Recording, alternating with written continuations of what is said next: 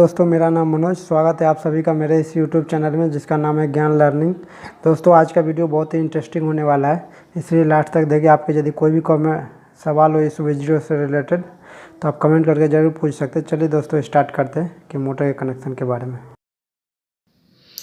चलिए दोस्तों आज हम बात करते हैं आज टाइप्स ऑफ कनेक्शन। चूँकि 3 फेज मोटर के जो टाइप्स ऑफ कनेक्शन के बारे में दोस्तों आज हम बात करते हैं।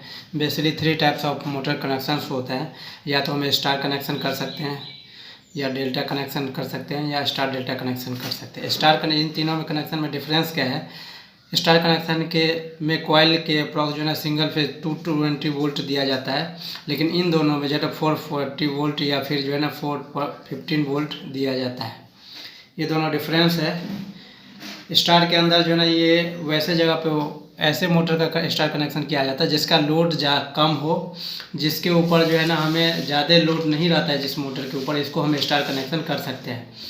डेल्टा कनेक्शन में ऐसे मोटर का करते हैं जिसके ऊपर लोड ज़्यादा रहता है, उसके ऊपर डेल्टा कनेक्शन किया जाता है। और इसके बाद स्टार डेल्टा कनेक्शन ऐसे मोटर को किया जाता है जिसके ऊपर जिसे 10 HP या 10 HP से ऊपर के जितने भी मोटर है सबको हम स्टार डेल्टा कनेक्शन करते हैं। इसके अंदर 3 कॉन्टैक्टर लगता है, इसके बाद एक टाइमर लगता है, और आफ्टर 10 से 15 सेकंड के बाद जो है ना स्टार कॉन्टैक्टर, स्टार्टिंग टाइम में ही केवल स्टार कॉन्टैक्टर का उपयोग किया जाता है। इसके बाद जो है ना वो बंद होकर 10 से 15 सेकंड के बाद टाइमर ऑफ होने के बाद वापस से फिर वो डेल्टा कनेक्शन में कंटिन्यूसली रन हो जाता है।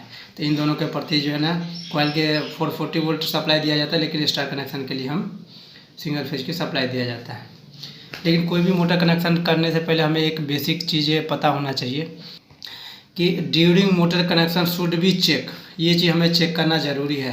क्या चीज़ चेक करना ज़रूरी है? जो motor coil resistance should be balance, मतलब हमारे मोटर का जो रेजिस्टेंस है शुड बी बैलेंस होना चाहिए। तो 5 ओम होगा, 7 ओम होगा, 10 ओम होगा, मतलब मोटर जितना बड़ा होगा रेजिस्टेंस मोटर का उतना कम होगा। यदि नहीं रहेगा, हम यदि सप्लाई दे देंगे तो मोटर जल जाएगा।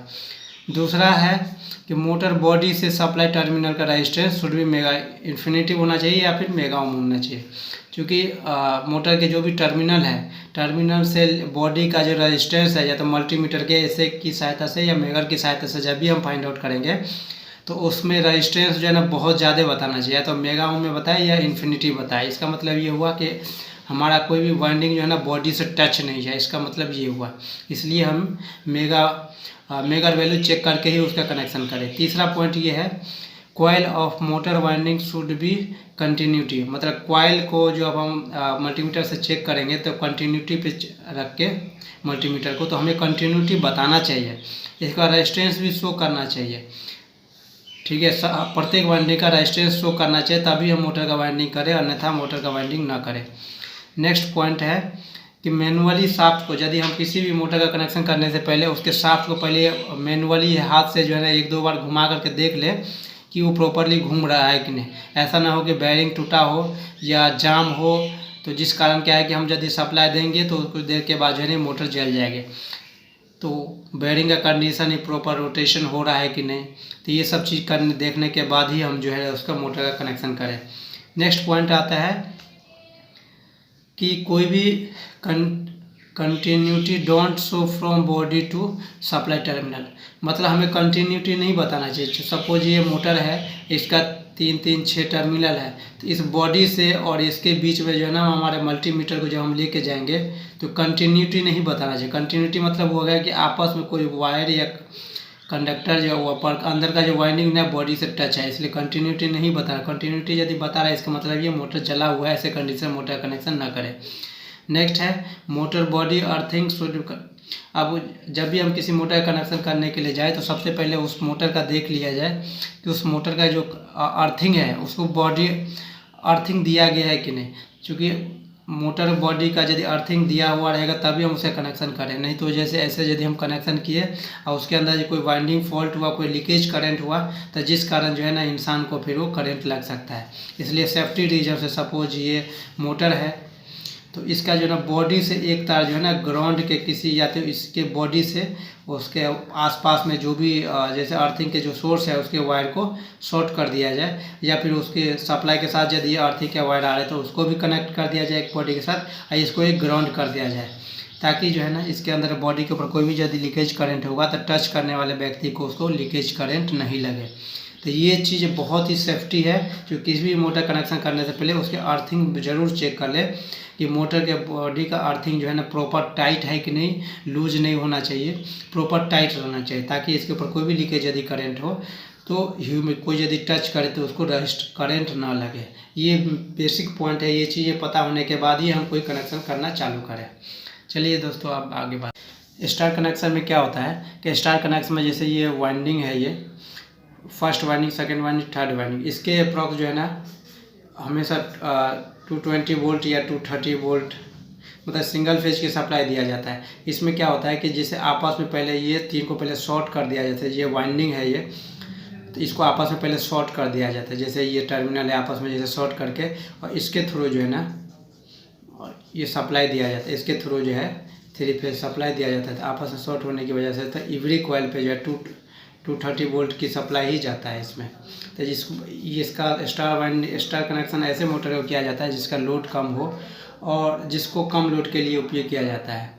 इसमें अर्थिंग जब भी हम इसके अंदर 4 वायर जब जाएगा तो इसके बॉडी अर्थिंग जो है प्रॉपर टाइट होना चाहिए, ताकि बॉडी के ऊपर कोई भी यदि लीकेज करंट हो और आपस इंटरनली यदि वाइंडिंग में कोई फॉल्ट हो तो बॉडी के ऊपर यदि करंट आए तो किसी यदि सप्लाई देने के बाद यदि कोई यदि टच करता है मोटर को तो इसके ऊपर जो है करंट ना लगे। इसलिए पहले अर्थिंग को पहले कनेक्शन करके इसके बाद सप्लाई को कनेक्शन करके फिर सप्लाई दिया जाता है।